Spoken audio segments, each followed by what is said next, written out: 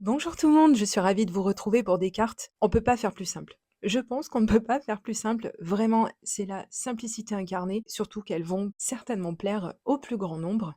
On est parti pour la carte numéro 1. Pour cette carte et pour l'autre également, comme ça c'est fait, on n'en parle plus dès le départ. Je vais créer ma propre base de cartes, comme vous le savez, j'ai l'habitude de faire depuis quelques temps. Donc je vais mettre des marques sur un papier au format A4, le papier Crafters Companion dont je vous parle très régulièrement. C'est un très bon papier, il a un fort grammage, il est très agréable au toucher.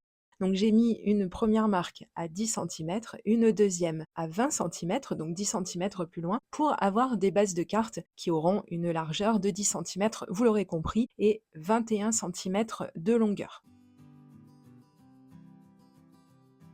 Alors puisqu'on parle de la longueur, je vais marquer le point central, donc à 10,5 sur chacune des deux bases de cartes dont je vais me servir.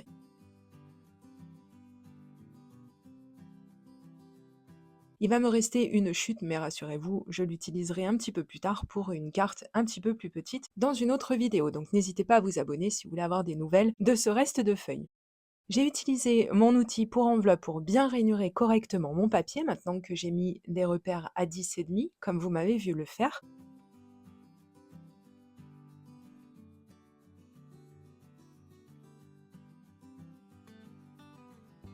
Et je vous présente mon super tiroir à chutes de papier. Celui-ci, c'est le tiroir des chutes de couleurs. Bon, c'est un petit peu trop mélangé à mon goût, mais il faudra un de ces quatre que je me mette à ranger ça un petit peu mieux. Mais au final, je trouve que je reste quand même assez efficace quand il s'agit de trouver quelque chose qui m'intéresse. Et rassurez-vous, j'ai également un tiroir pour les chutes de papier blanc et un tiroir pour les chutes de papier noir. Voilà, comme ça au moins, ça m'aide déjà dans le tri des couleurs. Je vais poser quelques petits repères puisque ma base de carte fera 10 centimètres, comme je vous l'ai déjà dit. Alors je vais retailler un petit peu ces chutes de papier donc pour qu'elles soient un petit peu plus petites que la base de ma carte. J'ai pris des mesures à peu près 7 centimètres, 7 centimètres et demi. J'ai pas voulu faire quelque chose de très régulier.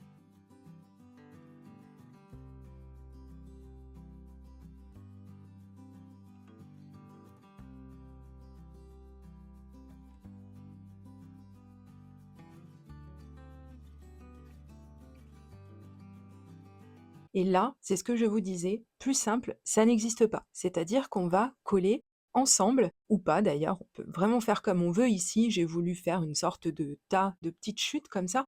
Je trouve que c'est très joli parce que vraiment on met la focale au centre de notre base de cartes. Et comme ça, en fait, encore une fois, on ramène l'œil vers le centre. Il va pas s'éparpiller si on met des détails un petit peu en haut, un petit peu en bas, à droite, à gauche, etc. Non, ici, le point de focale est vraiment situé au centre. Et rassurez-vous, je ne vais pas laisser les choses comme ça, bien que ça ait un style certain. Ça va certainement plaire, mais j'avais quand même envie évidemment de rajouter quelque chose et on va rester dans quelque chose d'assez sobre.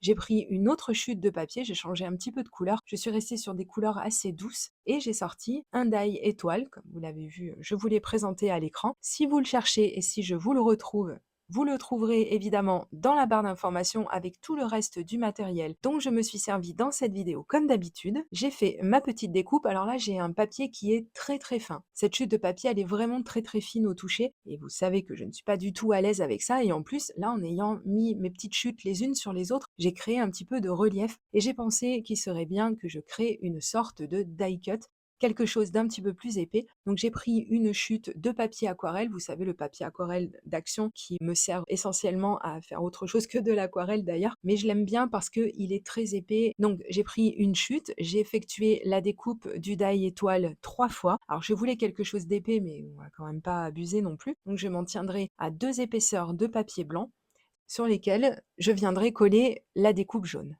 Donc pour ce faire, bien entendu, j'ai utilisé un stylo colle. C'est bien la colle liquide dans beaucoup de situations parce que ça permet d'ajuster et ici on a vraiment besoin d'ajuster.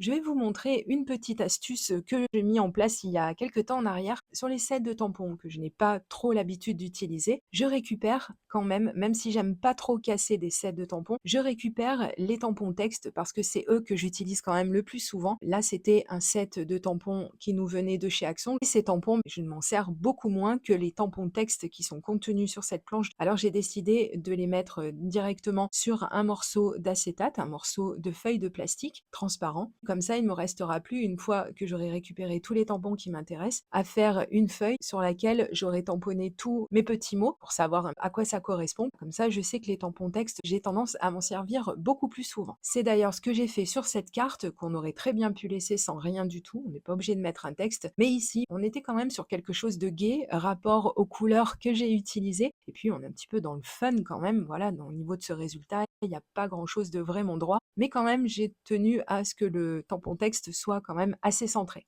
Hein, parce que bon, je veux bien un petit peu de lâcher prise, mais je suis pas encore prête à faire des choses qui partent trop en vrille non plus. Ça va venir, je me soigne, mais je pense que je suis encore un petit peu trop rigide de ce côté-là.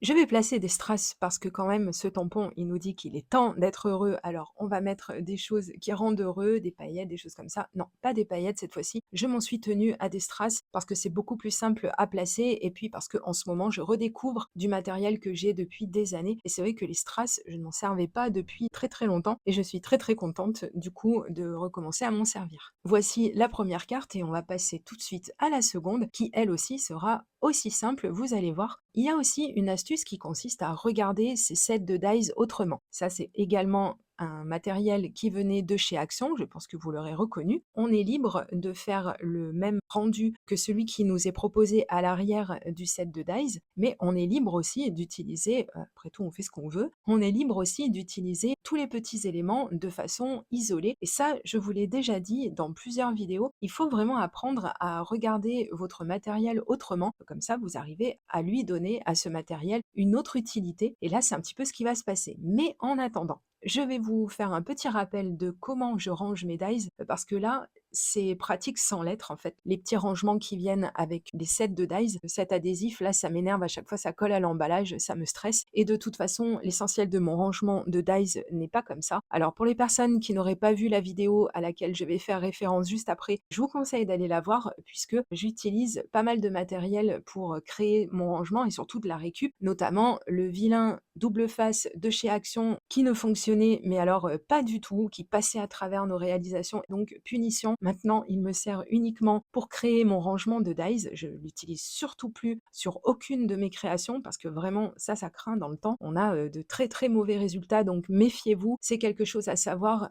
Apparemment, le nouveau double face d'Action serait un petit peu mieux, mais enfin, je vous ai montré déjà qu'au bout de quelques années, ne serait-ce que la protection qui figure sur ce double face, elle a déjà pris cher, la pauvre. Alors imaginez si vous aviez mis un papier par-dessus ou autre, si vous aviez fait une création, à mon avis, la création, elle aurait pris cher aussi. Bref, ensuite, je sépare très précautionneusement, c'est pas facile à dire, tous les petits éléments avec une pince. Surtout, n'essayez pas de faire ça à la main, il y en a qui s'enlèvent facilement, les plus gros, mais les plus petits, franchement, essayez plutôt avec une pince, vous allez voir, ça va vous faciliter la vie. Et ensuite, on essaie de n'en perdre aucun, surtout que là, par exemple, il y en a qui sont très très petits. Et on rapatrie tout sur notre feuille magnétique, puisque oui, mon rangement est fait avec des feuilles magnétiques, on est beaucoup dans ce cas-là.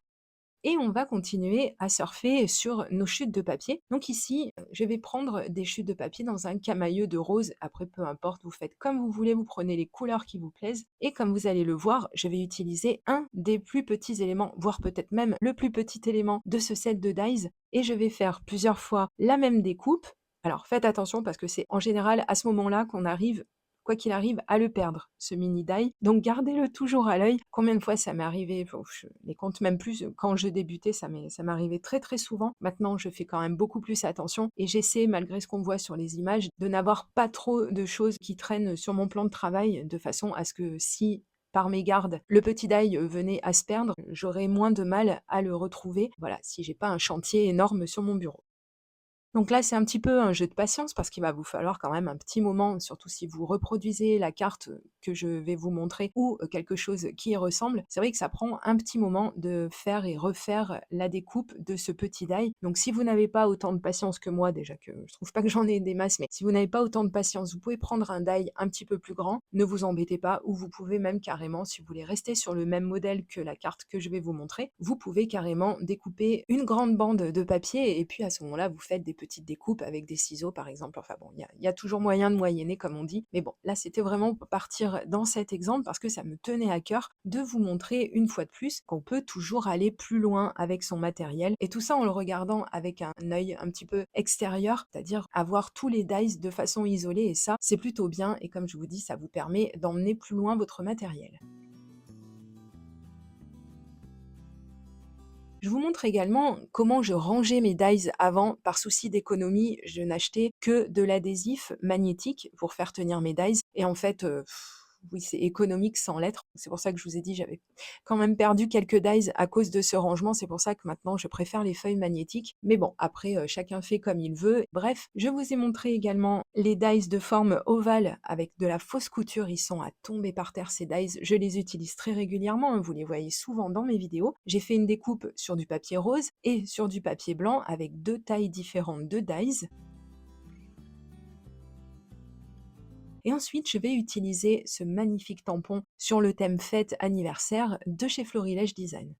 Lui, c'est pareil, vous me voyez très très régulièrement l'utiliser parce que, encore une fois, j'ai vraiment du mal à trouver des tampons qui me plaisent, des tampons de texte en français de préférence. Mais bon, c'est pas très grave, je reste fidèle au set de tampons que j'ai déjà pour l'instant et puis par la suite, je finirai bien par trouver ce que je cherche. Alors, ce qu'on va faire ensuite, une fois que j'ai effectué mon tamponnage et pour ça, bien entendu, et parce que là, on avait vraiment une toute petite surface à tamponner, j'ai utilisé ma stamp plateforme. J'ai bien calé les aimants correctement pour faire tenir mon papier. J'ai effectué mon tamponnage et ensuite je vais coller mon petit tampon de texte sur l'autre découpe, sur le die cut rose, donc la découpe un petit peu plus grande et je vais coller tout ça sur de la mousse adhésive en relief pour mettre un petit peu de gaieté aussi, voilà, pour donner du relief comme son nom l'indique. Parce que là, je ne ferai rien de plus. Donc après, libre à vous, si vous reproduisez ce genre de carte, de rajouter ou d'enlever des choses. Ici, vraiment, le but, c'était de vous montrer qu'on peut faire beaucoup de choses et des choses quand même assez originales, sympas, même si c'est très simple, avec très très peu de matériel. Donc j'espère que ces 2 cartes vous auront plu. Si c'est le cas, merci pour le petit pouce en l'air. Pensez bien à partager cette vidéo sur vos réseaux sociaux et je vous dis à très très bientôt pour de prochaines vidéos création. Gros bisous, bye bye.